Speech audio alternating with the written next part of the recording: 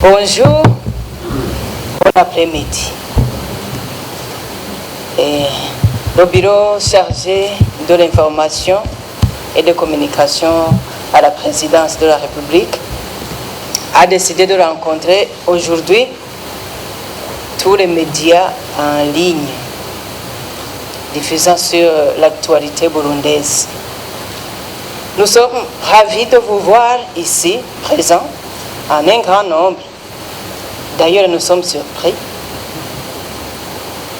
L'enregistrement compte jusqu'ici 128. Bienvenue donc à tout le monde. Le bureau chargé de l'information et de communication a rencontré dernièrement deux pionniers qui se plaignaient comme quoi ne sont pas invités dans des activités officielles. Ils se plaignaient comme quoi les financements de l'Union européenne pourraient passer outre. Alors, ils ont été accueillis au palais présidentiel de Kwantare Rushatsi. Aujourd'hui, c'est l'occasion pour vous de vous exprimer, d'exprimer vos attentes de cette rencontre, d'exprimer vos doléances. Et nous voulons que cette réunion soit un cadre d'échange sur la presse en ligne, une presse en pleine expansion, ce qui va nous permettre de voir les voies et moyens pour promouvoir cette presse à grande audience. Avant que l'on nous passe aux différentes interventions, je voudrais demander au chef du bureau de vous saluer. Merci.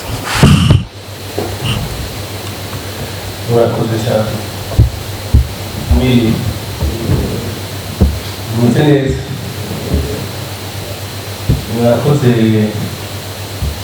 kwitaba buno butumire nagiye nk'uko nabisabye ndabaramutse gusa hanyuma nongere bibutse ko ari kategori imwe ya presse en ligne. En fait, ni online TV abatumiga ni abafise amateleviziyo akorera en ligne cyane cyane kuri YouTube kuko mwese muraba YouTuber.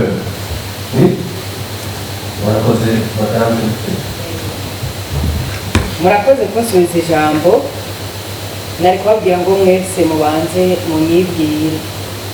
None nohava nca ndavyibagira kuko nasanze muri benshi cyane.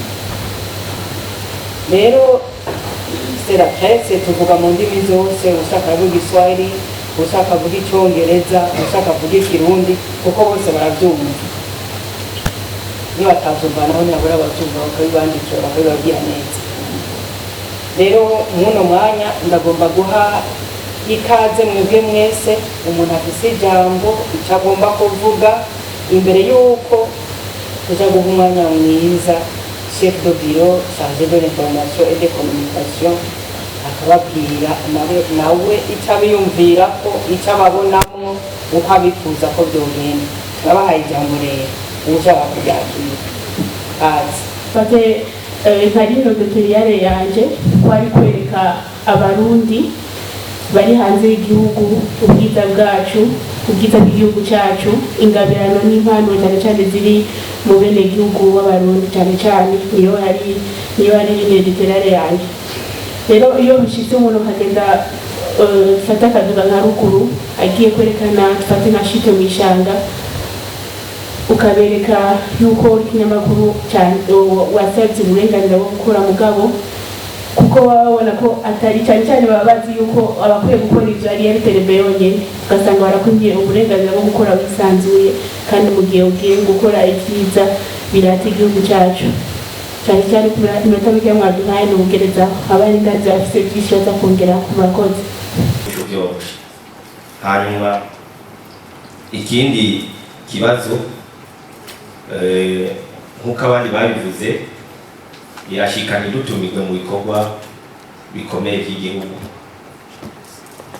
Sinzi uko ubutumire bwoba butangwa, nka televiziyo aline iri agreye ni gake turonka ubutumire tukaza kumenya inkuru abandi bariko barashikiriza. Muraba yuko igisata kijanye n'amateleviziyo aline mwobyibuka kuko on avance avec la technologie. Uno munsi twatanguye ari televiziyo terrestre zikomeye, ariko no munsi uri kuraraba ko ubuhinga bugenda buhinduka, imbuga zigenda zihurumbirwa no guharuka n'abantu atari bake. Nivyo kugira ngo umwanya abandi icyo tugura naco tuba twivuze ko bivuze ko turi kwinyishu ni uburyo rufatwa iyo tugiye nk'ahantu tuvuga batacuzi. Iyo werekanye nka baje yerekana ikintu icyo ukorera bakabaza kuki agreye muri leta. Amatimu aline menshi asiba ntushobora kuba agreye muri leta kubera ko twarabye amakriteri bisumu usanga situ benshi ari amasitu webe n'izindi kitire usanga benshi turashobora kuronka turashobora gushikako bijyanye n'amadiplome n'ibindi byinshi bijyanye n'amakriteri muri leta basaba. Rero turashaka ko habaho kategori yemerera amatimu aline gukora muri domene yayo bijyanye n'ibindi binyamakuru biba byemewe muri leta kubera ko amakriteri basaba turakora ndetse tukaba twabishobora mugabo ibisabwa impapuro zisabwa tutazifise. Turashaka ko bashyiraho domene yacu twandikamo bijyanye n'ibindi binyamakuru bisanzwe bikora. Murakoze. y'igihugu kuko ibigo byo turakora biko biba ikibiriraho. Nagira shimire abarikora bidufashamwo, shimira na mwese mwazanye amamikoro yuzuye hano kugira ngo kino gikorwa kize kumenyekana ku isi yose ko cabaye. Ndaramukije rero abarundi bari hano n'abarundi bari hanze, kandi kiri kuri Zoom bisigura ko abiyandikishije bifuza kugira icyo bashikirije bari hanze nabo nyene barafikaze. Hariho abiyandikishije bari muri Afrique du Sud, Canada, États-Unis n'ahandi na Congo Brazza, kuko biraboneka ko abarundi bari hanze nabo nyene bagira ama web TV bakaza baravuga amakuru yo mu Burundi. Ahanini mwashikirije ibibazo abantu bashikirije ntankeka ko ari byo bibazo biza gushikirizwa n'abandi, kuko byagarutse ahanini ku bintu bibiri: ikijanye n'amategeko. Amategeko ni ikintu gihambaye. Amategeko iyo ahari ategereza kubahirizwa.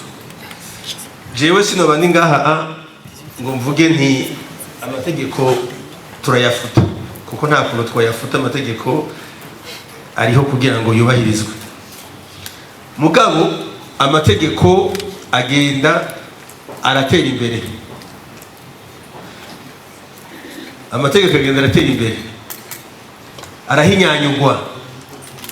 Igihe bakora itegeko rigenga umwuga wo kumenyesha amakuru, ibinyamakuru byanyu ntibyari bihari. N'ibyari bihari byakora buke buke ku buryo ata kintu kininiya umuntu ashobora kwibaza ko cokenerwa. Murazi ko higeze kubaho igihe mu myaka yahera abantu bakoresha ibinyamakuru bya bindi basohora gusa, mu nyuma haraza ibindi, amaradiyo araza, amateleviziyo. N'amaradiyo n'amateleviziyo nayo nyene ukuza kwayo byagiye biratera imbere, bihinduka, bihinyanyurwa.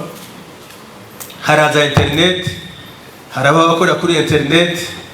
Ivyo byose bica bisaba ko abantu basubira kwicara bakiyumvira amategeko. Nukuri sinarinzi yuko TV online mungana gutya.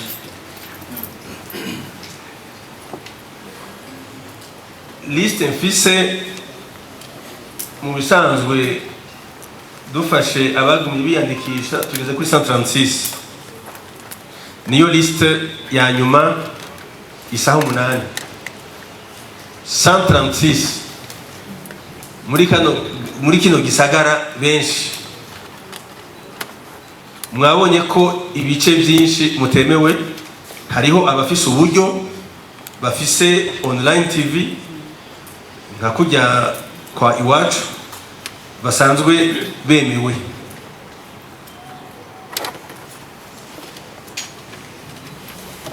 Birumvikana rero yuko dutegerezwa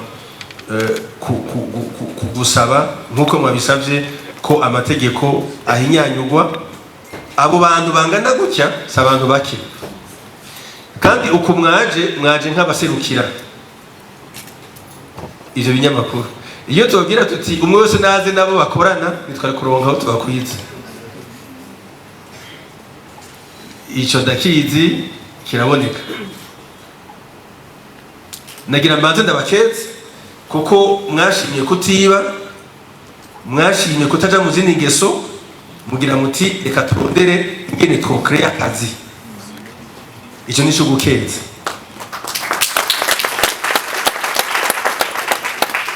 Nyirishobora mukuru w'igihugu muri politike yiwe arafise priorite zitandatu. Avuga ati ibi bintu ninabishikako igihugu nzoba ndagishikanye aho abandi bazoca bashobora kubandanya mugabo carateye imbere. Muri izo priorite zitandatu hariho priorite zibiri mukoreramwe. Imwe agira ati kurwanya ubushomeri mu bajene, baronka icyo bakore ntibagume barindiriye ko leta ibaha akazi hanyuma umunwa wose uronke icyo urya, umufuko wose uronke ifaranga. Urumva yuko nk'icyo muriko muragikorerako. Hariho ikindi kijanye no kunywanisha abarundi, amahoro, paix et réconciliation.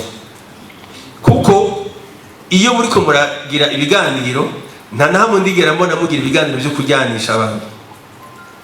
Naho ndabibona yuko mvuga ngo banaka ni mwice banaka oya, mbona mwibereye muri showbiz, muri ibintu bituma abantu baryoherwa, banezerwa, banywana, bakundana. Bon, simvuze byo kuvumbura.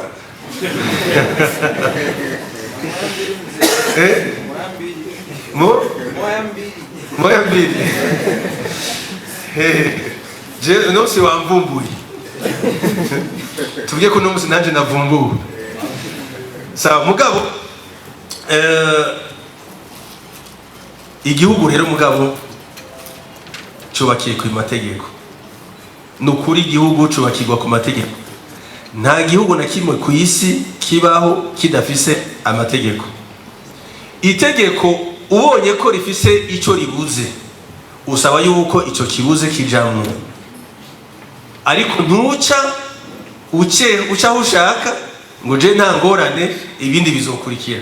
Ubanza kuja muri ivyo gusaba yuko nka kujya mwagize muti turasabye yuko sense yoraba igasubiramwo ikaraba amategeko atugenga. Sense rero mu gihe imaze kuyibona ice bitwara muri leta. Ikigira iti yamara hari ibimenyesha makuru bishaje kandi byinshi mugabo bikeneye amategeko.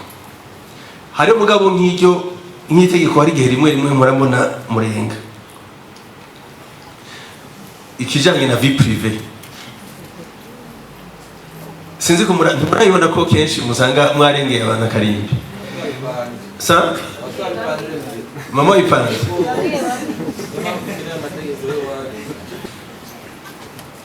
itegeko hariho icyo mutariko muratahura c'itegeko. Itegeko rigenga umwuga haba harimo no gukingira wewe uri kurakora uyo mwuga, kandi cyane cyane no gukingira wewe nawe urako bitwa ngo yavumbuye. oye nta urakubitwa ukumva ko yakubiswe kandi byose twese tukamenya ko yakubiswe ngo yagiye kuvumbura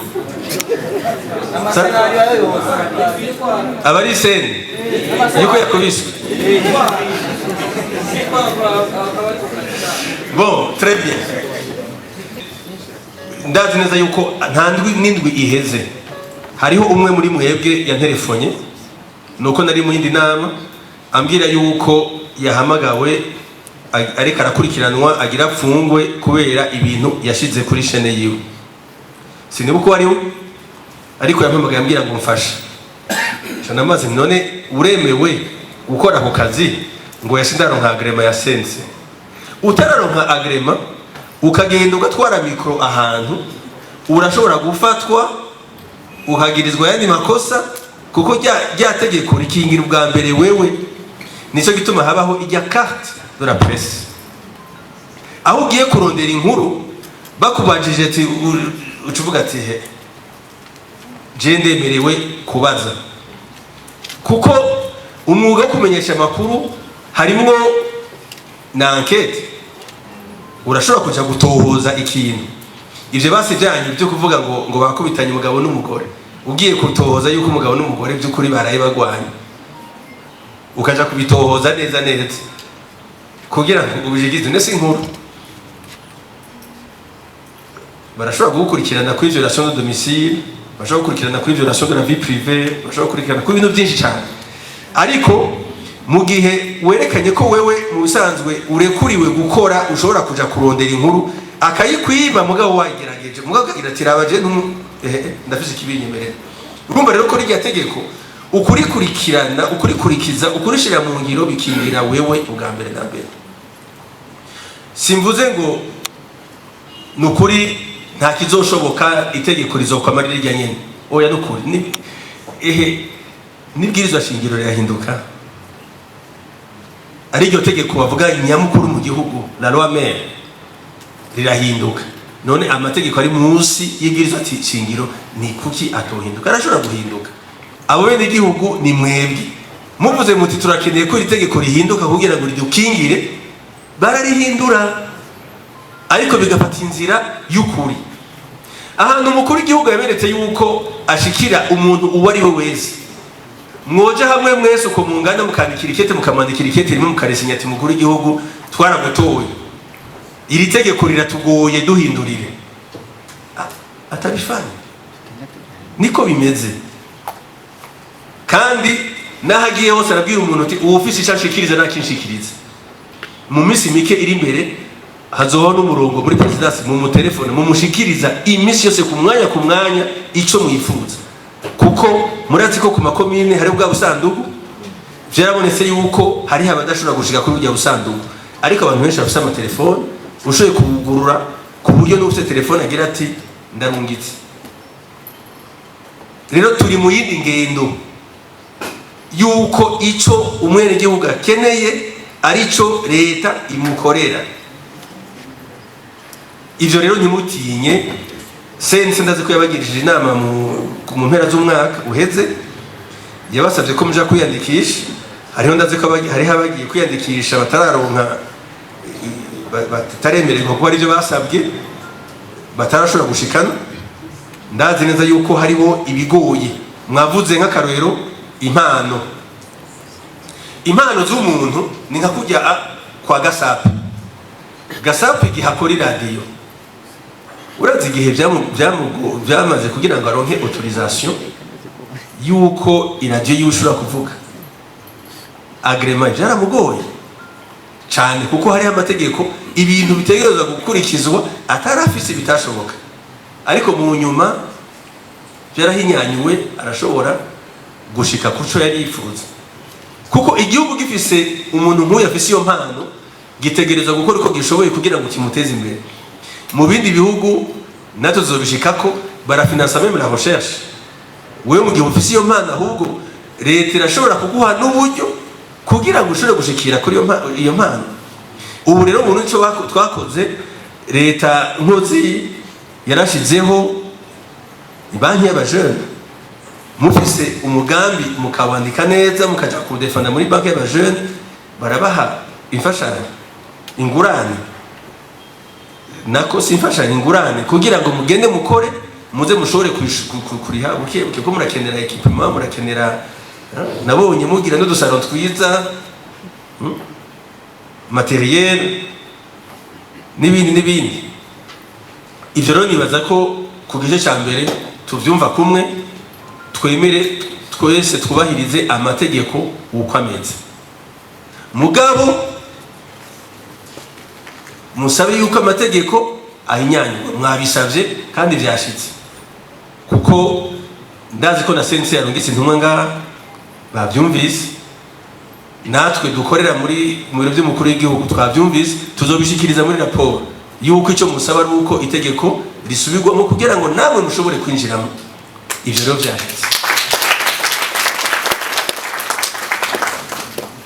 ikindi mwashikirije nikijanye hariho bavuze ati tugiye nka hariya mu mashute n'ibindi ugasanga baratwankiye ukamenya ngo nteretse nibo nyine ifise uburenganzira bwo kujayo nibaza ko haba ari ugutahura nabi kw'abantu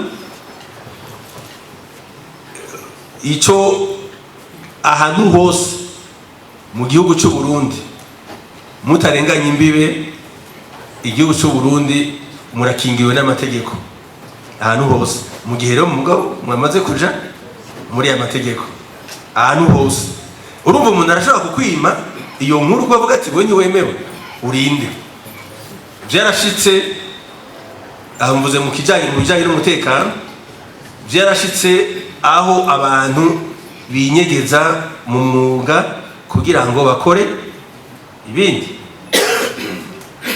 murabizi nta buriro nkeneye gutanga buriho nicyo gituma ukubuzwi biragufasha ikindi nivyo hariho bamwe bafite abakozi bakoresha none abakozi bakoresha kuko hariho kuronka agrema ya sense mugabo hari hose no kubaho entreprise yawizwe waraciye muri API ukaronka ukandikisha ukaronka NIF sivyo hariho abatanditswe bapfa gukora kuko afise internet izindi ngorane mujamwo nizi fata uwo urungitse na kamera yawe imodoka imugonze assurance ni gute abavyeyi bibaza gukurikirana tere ku kazi kawe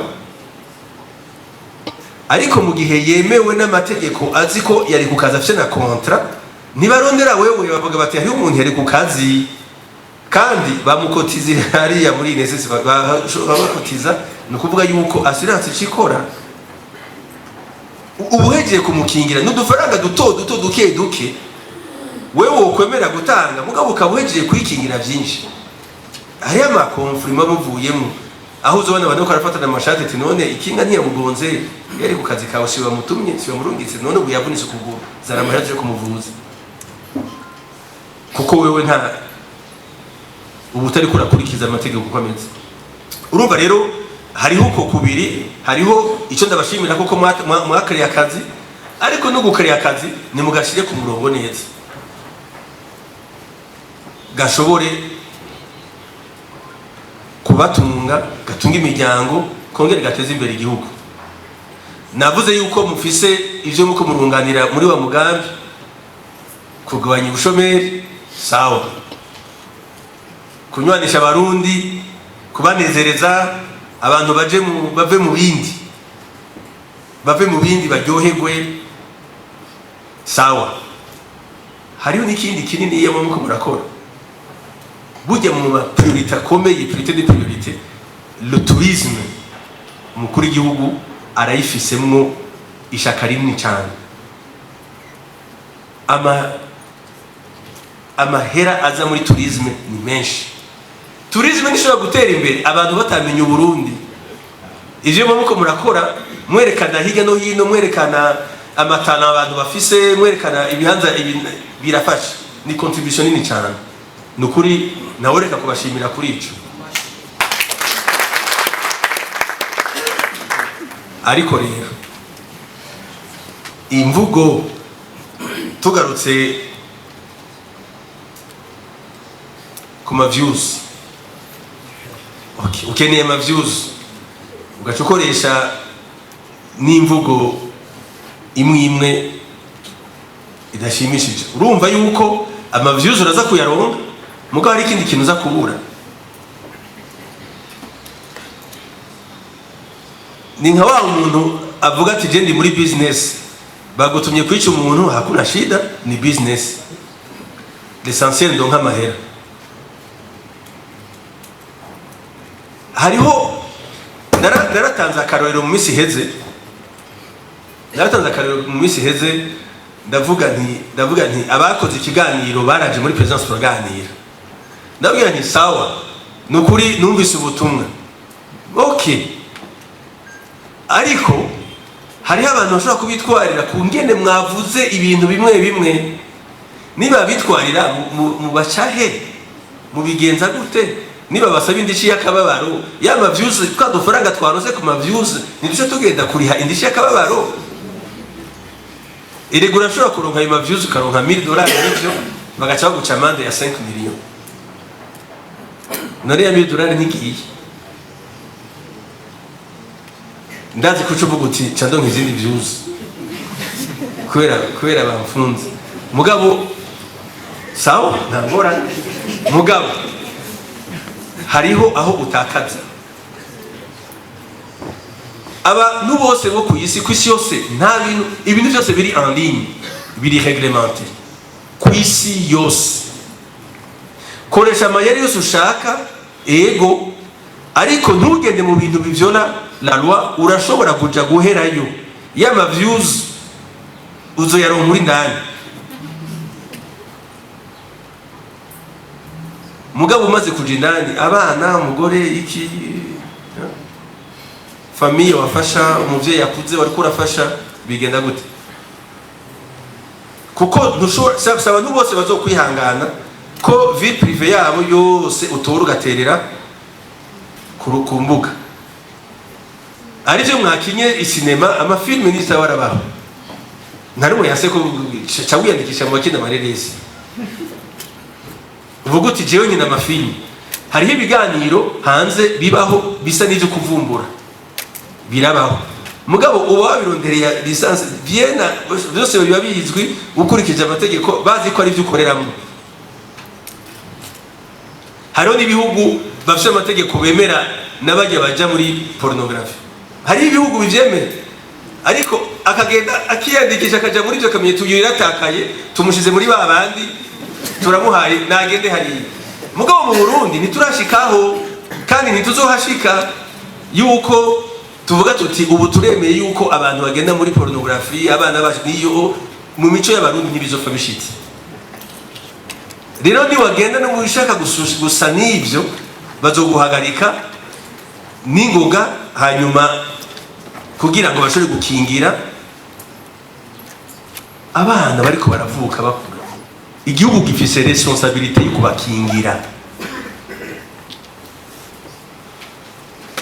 Sinzi ko cyo tucumva kumwe.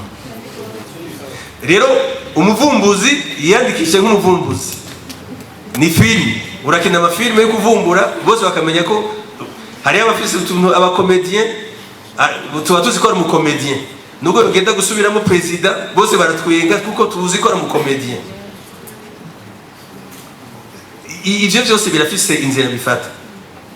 Donc nta ngorane ririmo ngaho, ingorane irimwo aho uba urengeye akarimbi abandi. Ndabaha ko karorero, abaje twaravuganye nababwira nti mwampaye ubutumwa, ariko Isaac wewe ku munwa wawe wavuze ngo uhora ugenda kuraba abarundi baboze, ngo kabakura hariya ngo baboze. Mbega abarundi boca bihagurukira rimwe ati twebwe vraiment niyerekana abarundi twaboze aho turi. Nirangaje ishobora kugushikana kure uti tanga preuve.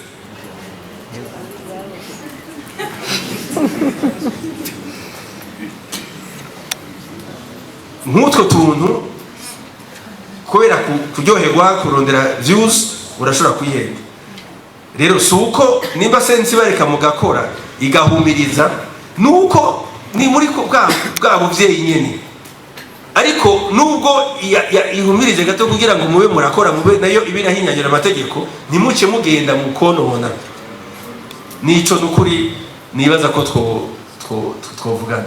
Ikindi rero mavuze nikijanye n'ubutumirwa, ngo mbega ubwo butumire bucahe bugenda gute, ntitube ntimwe mwatumiwe. Murumva yuko ubutemewe n'amategeko wewe biragoye, ico cyo kirumvikana, vyitwa yuko atazwi. Sinovuga ngo ndaza gutumira inde tuvate iyi zisha kwa nyingi wakalaiti kugasaka ikibama yuko kuko wewe nimba wemewe n'amategeko ndashobora kugutumira, mugabo hariho ivyo namwe mudakuvura, uzi yuko nugugishira ko atawuza gukira. Akarorero ndazi ko ntazotumira hosi par exemple kuza gusuiva yuko president karakira abambassadeur, nta bitwara urabikeneye yuko karakira abambassadeur, mugabo president yagenda par exemple kuraba abariko baratamba, agiye kuraba ndashobora kubatuma ko navuga nti urakunda kubishiramwo president yakiriye Miss Burundi, ni muze kuko mwaragize couverture ya Miss Burundi, urumva muteza gutumiko, ariko utazwe n'amategeko naho ntaho mfise ntangurira. Ifoko ndonka nanje aho ntangurira kugira ngo ndagutumire. Rero abumva ko bakeneye kuza barakuvura ibikorwa hirya no hino kandi bemewe n'amategeko, nta ngorane. Ubijejwe nujye Madame Genevieve nyine yatanguye. Jewe nimero yanje murayizi, iriko hose no kumbuka, nta ngorane. Mugabo nawe nyene mu gufata nimero yiwe mukamugora mukamubwira muti hariho ikintu numvise president ujamo nanje ndakeneye kugikurikirana. President ashaka kuja kuraba aba jeune aha turifuza kubikurikirana, mukurindira yuko ivyo bindi vy'amategeko yo yarahijyanyugwa, hariho utuntu dushobora gufashanya tumwe. Nta mwana n'ikinundo, turashobora kuba turafashanya imisi kabiragenda imbere, mugabo buke buke tugenda duhinyanyura amategeko. Ikiba kibi ni igihe ugiye mu kintu kibi aho itegeko rica rikora, mu gihe ukiri ku murongo nta n'ukuraba. Iyo hari amahoro nta na rimwe umupolisi ahagarika gusaba karangamuntu ngo umurengana atakaranga umuntu gusaba, mugabo iyo batanguye kwikeka ko hari ibibazo batangura guhagarika, udafite karangamuntu sohoka. Yega ndumurundi bw'intu na kimwe kimeza kuri umurundi zana karangamuntu, ndumurundi chef jewe ivyo ntacyo ndaba karangamuntu nayo ufise nayo isize muhira, ivyo birakuraba abanza kugutwara kuko urihisha mande. Mugabo mu gihe atangorane urashobora kurenga kwibandanyiriza atakaranga wigira aho ushaka hose ijoro n'umurango utangorane.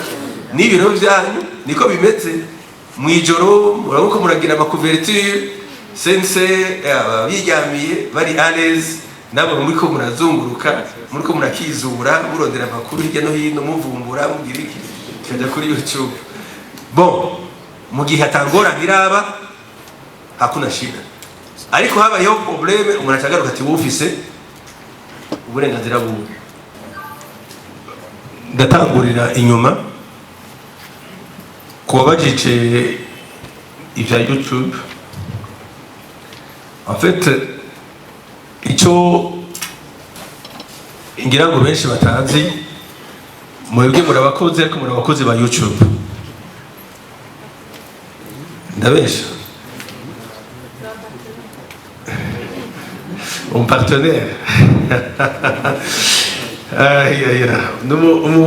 numukozi. Nukuvuga iki? Nukuvuga YouTube iraguhemba kuko uba uriko iguhemba ku buryo bwinshi. Hariho nivyo option ushobora gutora ijanye n'ama views,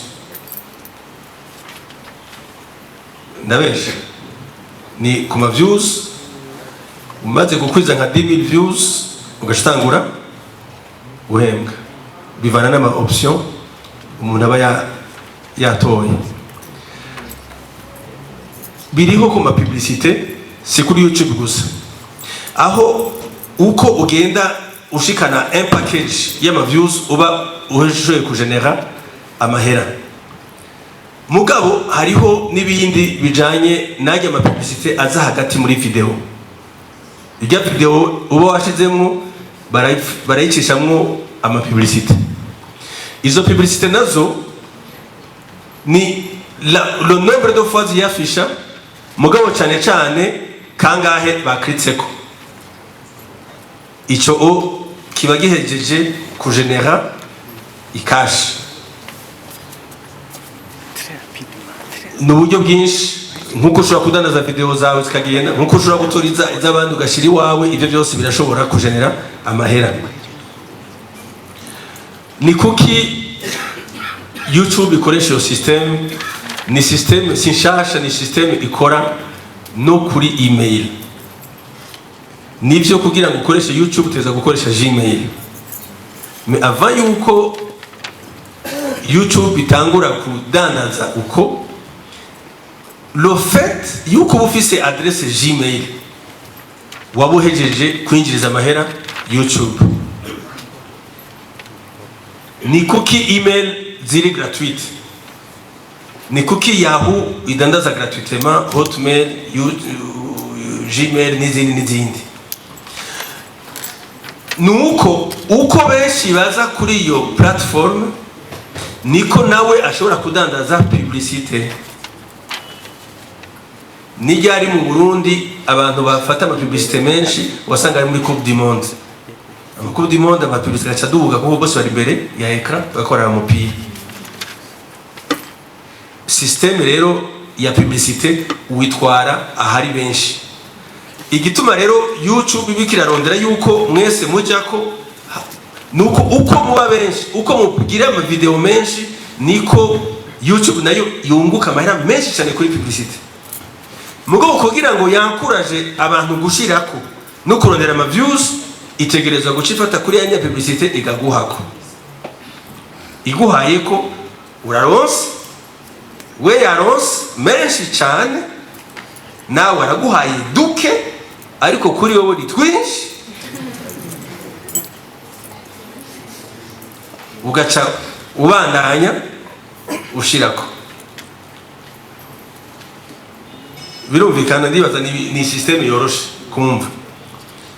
Ni nkuko nijya video ku mwanya imara, umuntu ayimara ko niba umuntu aza kuri video zawe akaraba 30 secondes za mbere agacava arabihiwe anatoka, undi akaza 30 akava, kundi 30 akava, ntuzopfa uteye imbere. Utegereza kuyaranja abantu bayimare ko umwanya muremure. Nico gituma hacabaho kubesha nko kuri titre. Urondera titre ibesha kugira ngo umuntu ashaguma arondera. Mwarabonye nka video bandika ngo wirinyamitwe bamukusha amakofi abiri. Ifise ama views atagira uko angana kuko bose kuma barondera kora bajya amakofi. Nakubisu ukarinda uheza video ata kofi ririmo. Ivyo rero ni bisanzwe ko umuntu arondera titre no muri article isanzwe yikwandika ikinyamakuru, utegeza kurondera titre ituma umuntu asoma inkuru yose gushika ku mpera. Ariko ko bari ikinyamakuru kira nta wigera ashobora kumenya abamaze umwanya muremure kuri iyo article. Nije gituma ama article rero ari kuri site web bararaba umwanya umuntu amara. Les statistiques zirakwereka byari umuntu yuguruye ari mu kihe gihugu, yuguruye akoresheje uwuhe muhora, yuguruye akoresheje iyihe machine cyangwa iyihe logiciel, ku buryo ushobora kuvuga uti akoresheje Android, akoresheje Windows, akoresheje iOS, akoresheje Mozilla, akoresheje Internet Explorer, akoresheje Chrome. Ivyo byose ama statistique abahari na adresse IP ibirimwo yico ukoresheje. No kuvuga ko muri ujya mwanya wewe uri kurakoresha telefone yawe, ujya mwanya nyene barashobora kumenya ati uyu muntu ari ahanaka, ari ku muhora wa Limitel, nimero yiwe akoresha niyi. No kuvuga ko wanditse nibitameze neza barashobora kukuno bakamenya ati ijya connection yakoreshejwe umuntu witwa Claude ukunukunuku afise nimero izi n'izi ziri muri Limitel canke Econet, urumva bakakunora. Ico ndakibabwiye kugira ngo mutahure ingene bigenda, mutahure n'igituma YouTube irondera benshi uko ikomera, kuko si YouTube gusa, hariho abandi bakonkura, hariho za Vimeo n'izindi, mugabo umuntu ategereza gukoresha ingufu ziyo zose kugira ngo akomere. Ico gituma habaho ukuriha ayo mahera. Donc mu majambo make, ni muri aba partenaire ba YouTube, muri abakozi ba YouTube, ufasha YouTube gusaza gukomera. Muti rero ivyo bantu vyiza leta isinyaniye kontra na YouTube, ni ikibazo ciza. Burya kugira ngo wiconnecte kuri YouTube uri ngaha, iyaba atamasezerano ahari ya YouTube na leta, nijya video yawe abari ruguru bari dakumara umwanya muremure bariko baragerageza kwiconnecta. Amaserveur ya YouTube ariho ngaha mu Burundi, nico gituma mwiconnecta vyihuse. Ico muriko murarondera niki? Ni iyo partenariat yuko YouTube yugurura entreprise ngaha ikariha amataxe ngaha, nukuvuga ko amahera akava mu gihugu akuriha directement, canke urumva kugira ngo les devises zibe générées ngaha. Ivyo ubwo nurundi rwego rujanye n'amafaranga. Nukuvuga iki? Nukuvuga ko ijya traffic y'amahera ibere aho nabo barihe amatax, ni leta itegereza kuvyirukako kuko ni inyungu yayo. Amaserveur ya YouTube amaze imyaka myinshi ngaha, nukuvuga yuko mukoresha YouTube kuko amaserveur yayo ari ngaha. Hajya hariho la connexion zirahanahana. Mu gihe uronse connexion kuri Limitel kugira ngo ijya internet uyironke, Limitel nayo yarahuye ahandi. Kenshi iza Limitel ziza zivuye muri Tanzania, ni fibre optique ica muri Tanzania, arashobora gutora n'iyindi kuko igenda vers l'océan, fibre optique. Rero nayo mal connexion ku buryo niyo connexion icitse, burya barashobora kumenya ati iyi connexion yacikiye imuramvya, yacikiye canke kuri frontière entre le Burundi et la Tanzanie. Nukuvuga niba yacikiye mu Burundi ni twebwe turepara. Arashobora kuraba mashine ati iyi connection yacikiye ahantu muri Tanzania hafi ya Dar es Salaam. Nukuvuga niba ariya baza kugira intervention aho hantu connection yacikiye. Nugira ngo mutahure comment ça marche.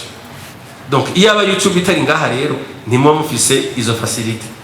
Leta rero ico yarabikoze, amaserveur ya YouTube ari ngaha, hasigaye rero iyo etape yindi muyifuza yuko mushobora kuba muyaronkera aha facilement, nukuvuga ko amahera aza kuza ku makonte yanyu. Ivyo navyo si YouTube gusa, bijana na bijya byose ma carte Visa na ma transaction internationale, les cartes Visa yuko bijya bya PayPal, kuko uri mu Burundi urashobora kuruka amahera na PayPal, ariko ntushobora kuruka amahera ava kuri PayPal aza kuri konte yawe. Ufise carte Visa urashobora kugura ibintu en ligne, ariko ya carte Visa yawe ntushobora kuyisharja directement kubivuye hanze. Sinzi ko mutahura ku ma platforme amwamwe. Ivyo rero ni ibintu vyigwa muri rusangi, la banque centrale, ama banque leta byose bigafata inzira. Rero biriko birakogwa, bizoshikako. Ivyo muhora wa Limitel na connection yayo, mumenye ko badanaza umuyaga. Utegerezwa kumenya ico uguze ingene ugipima. Iyo uguze giga 5 canke giga 10, wategerezwa kuba ushobora kuraba neza mu telefone yawe yuko izo giga zawe ari zo ikura konsoma. Umunsi wabonye udakonsomye giga 10 uca witwara. Jewe ndamaze gupima nkabonaho bitagenze neza. Ivyo rero barashobora guhinyanyura kuko badandaza umuyaga. None dufate ko bakubwiye bati gutelefona limitel Econet na mahera ni 320, gutelefona limitel ni 280, gutelefona limitel smart naya, gutelefona Econet ni nimero yo hanze Congo naya, Iburaya naya. Ubipima gute? Ko umuntu ufise 60 secondes akonfigiye 53 secondes, wowe ubiharura gute? Turavyumvikana adandaza umuyaga, donc arashobora kugira akakanyaruka shaka ndabukebuke. Kera byaraboneka ku mapompe ya essence aho ushobora kugenda ukariha amahera urishe litiro 10 akakubita gucya peputu meyirika bikira turuna. Hacaraboneka amapompe agezweho arida kwandika kubikora ko ushingwa komisiyo iri mu leta namwe ivyo ntabyo ushoboye. Mugabo ko leta yiga ikibazo cingene amategeko hinyanyurwa, ivyo nivyo izo bikora gute? Izorondera abahinga rero si ukuvuga ko mwebwe muteza kuba muri abahinga, muvuze ko benshi ari bafite impano, ariko ntikibuze ko muri mwebwe hashobora kuba ari abantu bafite ubwo buhinga bavyigiye babizi bashobora gutanga impanuro kukungene vyogenda. Formation de 6 mois, de 8 mois ou 3 mois kugira ngo abantu baronke mise à niveau zirakenewe kugira ngo umuntu amenye ico yovuga n'icyo atovuga. Burya muri ibi mu mwuga wo kumenyesha amakuru bavuga ngo quand le chien, iyo imbwa iriye umuntu nta nkuru irimo. Iyo umuntu ariye imbwa ni inkuru. Nicyo gituma nivyo hariho kurondera scoop, kurondera ya nkuru nyene, mugabo nayo irafise amategeko uca utegerezwa kuba uzi. Ndabaha akarorero koroshe ni ingene mama muri ko murashira abana ku mbuga, umwana ukamwononera ubuzima ukamukubita kuri YouTube direct, ntubuzi ko yari kwemera kuja kuri urwo rubuga, ariko uramushize ko kugira ngo yironkere ama views. Mugabo uyu mwana umunsi yakuze hari ibintu bizomwicira. Mu bisanzwe abagwanira agateka k'abana barashobora kubakurikirana kubwiruka bakabitwarira kuko ivyo ntibikorwa. Mugabo nuko ubutabizi hariho n'ama image kishoka ivyo mutategerezwa kwerekana. Murabona ibintu tugiyemwo vya WhatsApp, imodoka iragonga umuntu, ifoto ngo bene uyu muntu ngo yaje kugongwa na fuso. Uze wibaze umunsi azoba ari umuvyeyi wawe ugacubona ico kimaje kije mu telefone yawe uzokwa muri kurakiraba. Ni kuki twaba tuzi yuko ibura yari heza? Nuko batatwereka ibibi biriyo, batwereka ivyiza. Hageze Afrika bakarondera vya ibindi bibi akaba arivyo berekana. Ariko nk'agasare nk'aka ntibazopfa bakerekanye, utuntu twiza ntibazotwerekana, bazokoma barondera twa tundi tubi ari twa berekana. Nawe mu kuja kudandaza igihugu cyawe ugacurondera vya ibindi bibi nyene akaba arivyo unapeperusha kuko ariko wumva ko bobana igihugu cyawe. Nabo hariya haje batatwereka. Ingwano zikaba ntuzopfa ubonye amafoto y'ibiziga, nta numwe biza kubikwereka. Ariko wewe ngaha ico rero kirekana degré yo gukunda igihugu cawe, bikerekana degré yo gukura maturité, bikerekana degré yo kumenya ivyo uvuga n'ivyo utovuga, ivyo ukwerekana n'ivyo utokwerekana, n'ivyo n'ingene wovuga ibintu mu gihe utegereza kubivuga, n'ingene ukwerekana amashusho igihe utegerezwa kuyerekana. Kurondera ama views vyari sawa, ariko gutsindagira igihugu cawe naho si vyiza, kuko kimaze gucafura ya tourisme nisura gutera imbere, idateye imbere hariho ibintu nawe utazoronka. Urashobora kuronka wewe wenyene, mugabo urafise umuryango, urafise abo muvukana, igihugu utegeza kugiteza imbere. Mwibuke ko tuvuka tugakura tugapfa, ubwatsi burakura bukabisa ubundi.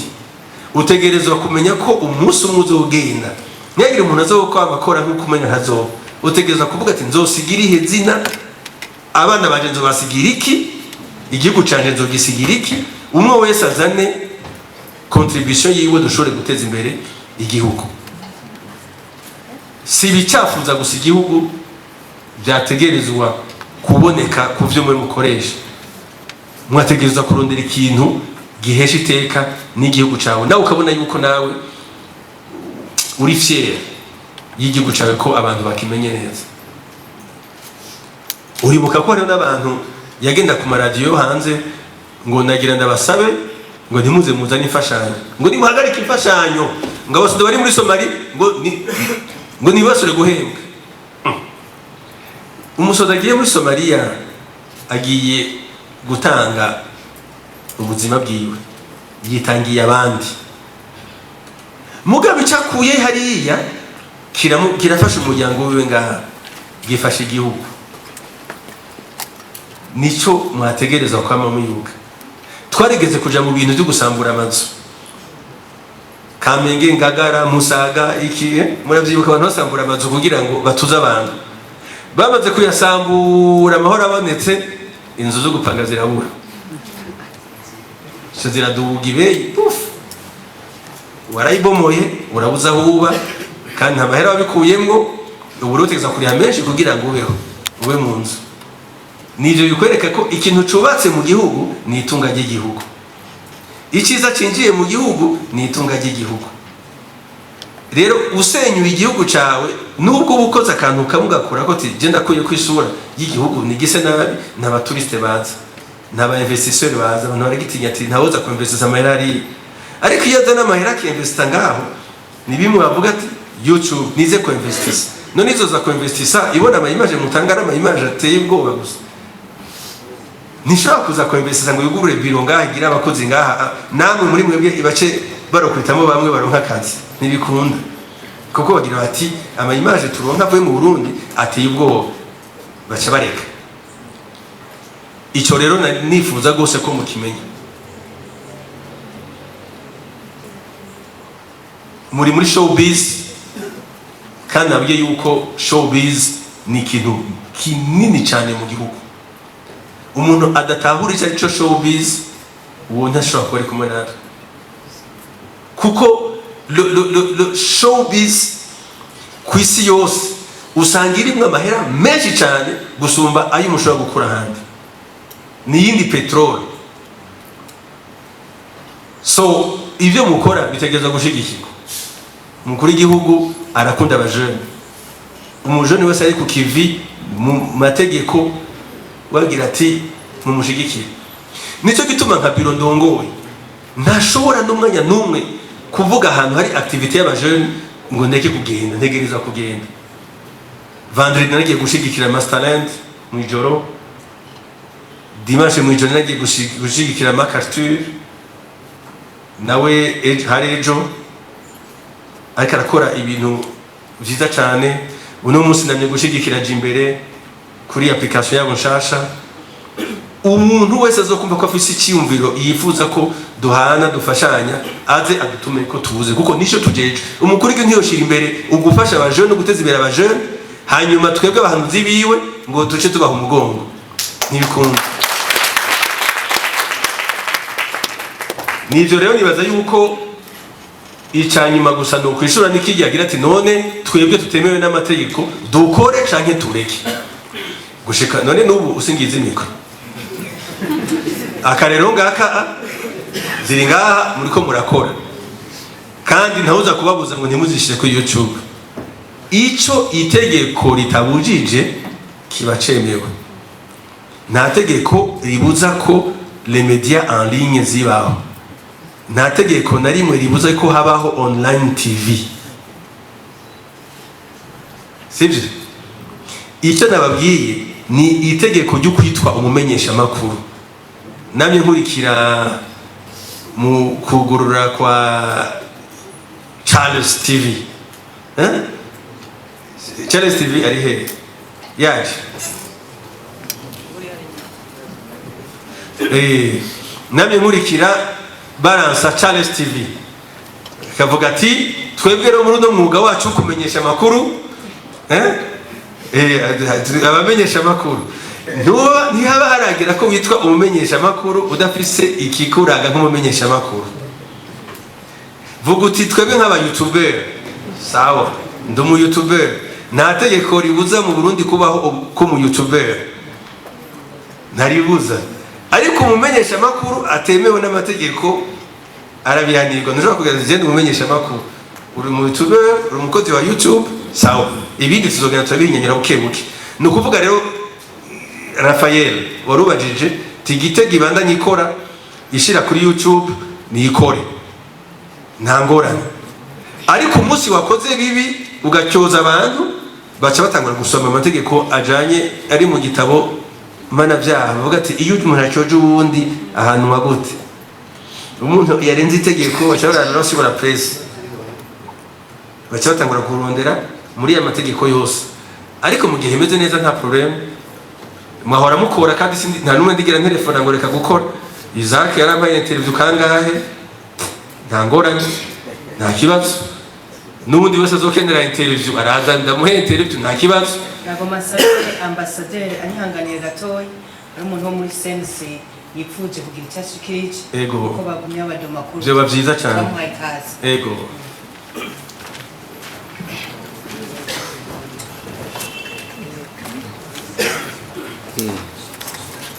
Nitwa Ponsiano Karimwabo, nkaba ndongoye igisata kijejwe kwihweza ibyo ibimenyesha makuru vyandika canke vyerekana vyose muri rusange. Ico nagomba gushikiriza ngaha nuko numvise sense atera kumaja mwayivuze cyane, kandi ni byiza ko mwayivuze kugira ngo nayo igire aho yikebuka. Nimba ari byo mwavuze yamitevya ishobore kuraba ingene izira binyarutsa. Rero muri make ku byo mwashikije biraba urwego sense, nuvuga ko byinshi nyakubahwa ambasaderi yavyishuye, ariko ibyo atashoboye kwishura nabyo navyanditse neza, ngiye kubishikiriza abarongoye urwego sense kugira ngo mu minsi ya vuba bazobibahera inyishu. Ico ni cyambere. Hanyuma icya kabiri nagomba kubashikiriza nuko muri ibyo byose mwavugiye ngaha kumbure benshi, nuko iki gisata c'aya makuru mucisha kuri online TV kije vuba, kumbure hariho numero ya WhatsApp sense yashizeho kugira ngo muze murayaga kuri ibyo byose mwifuza gushikiriza ubwo rwego. Nagomba nongere ndabasubiriremo iyo numero ya WhatsApp ku buryo mwiciye ko ibyo musaba muce mubironkera inyishu bidatevye. Iyo numero nayo ni 79 amajana 77 amajana 777 79 707 777. Iyo muce mugera mu yugurure hama communication zanyu muze murazicisha ngaho, muzoca muza muraronka inyishu byihuse. Hanyuma kandi kuri iyo numero nyene nibyo murashikiriza ibyo musaba sense, kandi iyo numero ubwo rubuga rwagiyeho kugira ngo rubafashe namwebwe gushikiriza ivyiyumviro ku vyerekeye amakuru muba mubona ariko aratangazwa mu Burundi eka ariko aratangazwa ku gihugu cy'u Burundi avuye hanze. Aho imbere mu gihugu no hanze ibyo mubonye murashobora kubwira sense ati nyabuna turabishe aya makuru ameze ukuntu. Namwebwe nyene aho muravye hagati zanyu ko mukora ayo mashene mufise ayo mamedia mufise en ligne, murashobora kuvuga muti uyu kanaka iyi video arungitse canke irangaje akoresheje, mukavuga muti irateye amakenga gatoya, mugashira mukebura sense naho yuba itarabibona kuko ni byinshi, ariko ubibonye ubwa mbere agashobora guca bishisha kuko rubuga ndabahaye kugira ngo muyikebure n'ingoga. Hanyuma nagomba mperetse ku kigira gatatu, nivyo aya mateleviziyo arinye ariko aragwira mw'iyi minsi ya nyuma. Ariko aragwira na mw'ino minsi. Nagomba nibutse yuko kuri bashasha bariko baraza mw'uyu mwuga bibuke nkuko babivuze cyane, nyakubahwa ambasaderi yabivuze cyane, mwibuke ko mwese murabwa na rya tegeko riraba abamenyesha amakuru n'ibimenyesha amakuru, la loi sur la presse. Hari n'ayandi mategeko ari ruhande nka code de déontologie des journalistes, mukaza muraraba ayo mategeko imbere yuko mupibriya ibyo ari byo byose kuri YouTube, mukaraba yuko ayo mategeko mwayubahirije. Mu gihe mubonye neza mubajije umutima mukabona ati je iyi video ngoma ndayishireko canke aya majambo ngoma ndayavuga uko, mukaraba yuko atategeko murenze muri ayo mategeko agenga umwuga sense ikoresha, murabishira ko nta ngorane nibyo bavyubaka igihugu. Ariko mugo ukabona naho cyari hano ndiko ndarenga karimbi nkabijya cyane bavuze bijanye na vie prive, murabiraba neza hari mico n'akaranga by'igihugu, amategeko agenda revoriwa babivuze, mu gihe hariho bimwe igihugu kitarashika ko ngo cemere mu mategeko, n'abandi nibaza kumwoba murabibangiriye gushikaho bizoja mu mategeko.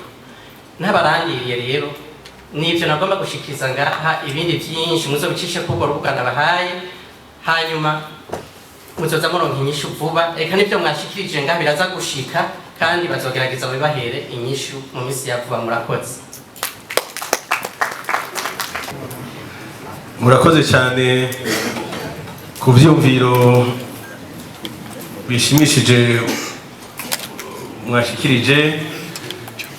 Ndakengurutse umwe wese yatanze ibyumviro ukabyumva, tubahe umwe wese ibyumviro byiwe tumubahirize, kuko dushobora kuyumvira kumwe twese ntibishoboka. nje gituma wasabye ko tugira group WhatsApp yabayeho yakozwe. Si mwese murimwo abandi barose link bashobora kwinjiramo, ariko nka mwese hafi muriko murajamo. Ubushaka kuvamo nawe nyene n'uburenganzira bw'ejo gituma navuze nti yabisavye n'ivyo twayikoze, ariko uwumva ko atabiryoherewe arashobora kuvamo. Ikindi naco groupe WhatsApp ni vyiza, ariko hari gihe ikizamwo akavuyo kiza pakavuyo, turagira isuku muri group. Ariko rada saa 9 y'ijoro umwe ari mu biyeri aciye n'ikabodi muri group nibiryoshe. Twogerageza kuba ari group yo guhanahanamo ivyumviro bijanye n'ibi twavuganye. Ufise ikibazo ikisha nk'ikiri arashobora kutubaza kugira ngo turabe ingene twofashanya. Numero yanje murayifise nta kibazo. Wavuze ibyerekeye inyambaro wakoze, ari abagukomeye amashi, ari abatagukomeye amashi. Urumva twama tubiraba nk'ubu nk'abantu baje muri presidence kugira nk'ibikorwa vya president, hariho inyambaro the dress code. Nashobora kuza wambaye kambambiri n'ibutura, nta tegeko na rimwe ryanditse ko kizira kwambara ibutura ni kamambiri, ariko nibaza yuko ushobora kuraba na wowe igihagararo cyaho ugiye nabo muza kubonana ukaraba ingene utegeza kwambara. Rero dress code ingene umuntu yambara bivanye n'ahari biratandukanye. Umuntu mwora simvuze ngo bazozana akametero kuko za barapima amajipo, simvuze ngo uyu yambaye ngufu ujya yambaye ndende ujya shima ibi bivana. Ndazi ko hari abantu batemera umudamu yambara ipantaro abandi bakabona ko aba yikwije, hari aho abandi batakunda ko umudamu yoshirako n'amabiju abandi bakabona yuko ariho aba ari sawa. Ivyo byose mwese azoraba abaze umutima wiwe arabe ikibereye. Abari kuri scene, abari muri showbiz, inyambaro yo kuri showbiz nimuze mubasabe kwambara cravate kuri scene. Ari kuri scene ari mu yindi ariko araririmba umuririmbyi Ziza Desire sinzo musaba ko yambara nkuko je nambara agiye kuri scene. Umudamu rero nicyo kimwe, ugenda kuri scene si ugiye nk'ugiye mu misa. Uri muri web TV ariko atanga ikiganiro ciwe uko yambara si cyo kimwe n'umuntu ari mu isoko. Urumva ivyo ni ibintu bigora kwa pressure, ariko mu wese azoraba ikimuhesha iteka kigahesha iteka n'igihugu ciwe. Abamenyesha makuru apana abamenyesha makuru nagize ni ushaka kwita umumenyesha makuru nta kibazo, jewe sinshobora kubikwaka. Ubuze jewe ndi umumenyesha makuru mu mutima n'ubwenge na atadamu ukinichanja mimi ni journalist, ariko wemeye ko umumenyesha makuru hari itegeko naryo rigenga abamenyesha makuru, hariho na code de déontologie iri kuraba. Icyo twumvikanye ko nuko akazi mukora nta na hamwe mu mategeko kanditswe, nta n'umwe babujije gukora. Bagize bati nukuri n'ibishasha, ibyo bishasha rero amategeko ntarabibuza, nta na hamwe bibujije. Iki tegeko ritabujije kiba cemewe, ariko iyo uvuye muri kaga studio kawe ugasohoka rero mu ibarabara ukagenda ku isoko gutwara mikoro kubaza abantu, haca habaho ayandi mategeko utegerezwa kubahiriza. Mu gihe uriko urakora vyiza nta n'umwe aza kwitwarira, ariko ushaye ku muntu aca kwitwarira amategeko aca gufata. Imihora rero mwavuze kuri vitesse ya limitaire inde onamob ni mutabure ko bivana n'ahantu. Nk'akarorero urashobora kuba uri muri centre ville, dufate kote yo kwa Dimitri, urashobora kugerageza kurondera gukoresha limitaire bikanga, sibyo? Ariko urashobora kubasukira kuri onamob ukabona pouf ça passe bien, kuko aho uca hose n'amantene, izo antene uri ruguru hari 4G, ahari 3G, ahari 2G, ntategeka na kimwe, bivana n'ahantu. Rero ntuze utumwe komokuru uyu cyangwa uriya ngo connection yo ntikiragenda neza, bivana na wowe nyene aho uherereye, kandi bikavana na equipement ukoresha. Urashobora gukoresha telefone idashobora kwemera 4G, none nubwo hoba ari umuhora wa 4G ntuzopfa ushoboye kuronka vitesse, kuko ikugarukana kuri 3G cyangwa kuri 2G. Ni technique, ni mu batahure, ahubwo burya bagerageza. Umaze gukubukugura mu Burundi ukaja hanze niho ubona ko bafise connection mbi cyane. Twebwe dufise connection nziza, ba limitaire bafise ama connection meza cyane. Bivana rero bico bituma umuntu ati muraza muje muri onamob, mugabo onamob urashobora gushika hanze ugasanga aho hantu uri onamob nikora. Econet niyo imeze neza, ugaca kuri Econet. Hari ahandi usanga ari limitere ugaca ukoresha iyo ahandi ukaba oblige yo gukoresha nimba ari muhira izindi connection résidentielle zitangwa. Nibaza rero yuko igisigaye ari uko ndabashimira ku mwanya wanyu, twayaze duhuza, mwakoze kwitaba buno butumire. Icyo mbonye nuko muri benshi mutari bake ijwi ryanyu ritegerezwa kumvigwa kugira ngo dushobore twubakira hamwe igihugu. Umunsi rero mwumvise ko hari igikorwa cy'umukuru w'igihugu mwifuza kuzamwo, twagize groupe WhatsApp tuzobivugana, ntimuze gutinya. Umukuru w'igihugu n'uwabene igihugu bose, jewe nta burenganzira afise bwo kugukumira kuri iki canke kiriya. Icyo gusa nsavye nuko tugerageza kubahiriza amategeko.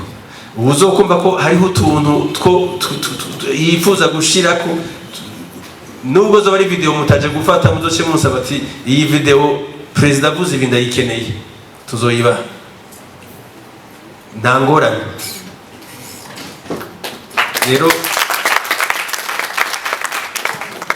mwakoze cyane, rero twamenyanye.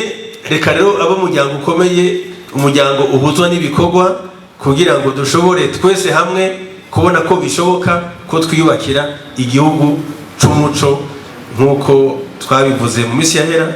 Cyari icivugo cyo muri Flamboyant, twiyubakire igihugu c'umuco. Murakoze cyane, Imana ibaheze.